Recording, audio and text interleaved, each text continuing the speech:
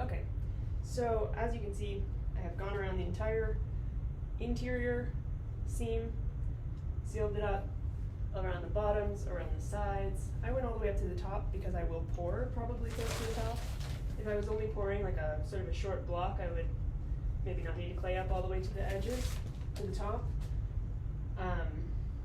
These seals can also be a way of indicating to yourself in the future how deep you want your block to be or how tall you want your block to be.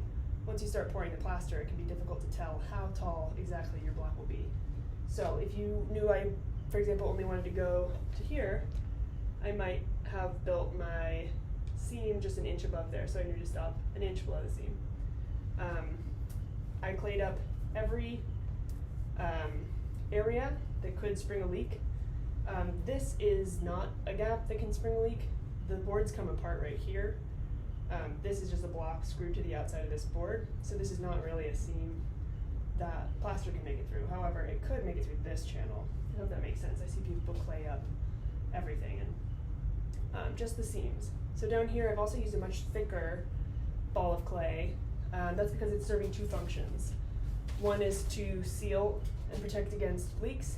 The other is to reinforce. So the clamp pressure is really great for the top of the mold. There's not so much holding it together at the bottom. So the weight of the plaster can sometimes push the cottles open like floodgates, unless you have these sort of wedged barriers.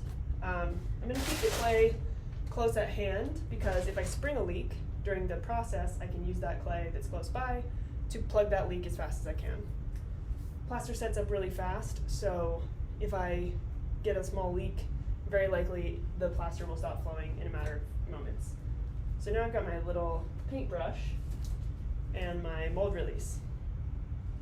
So these are all very non-porous surfaces, but if I was using like a wood mold box without this melamine surfacing, I would need to seal the pores of that material. So you can see how plaster is stuck up in here. It's because it's very porous, and plaster will find its way into the pores of things. And this is such a terrible paintbrush. One moment.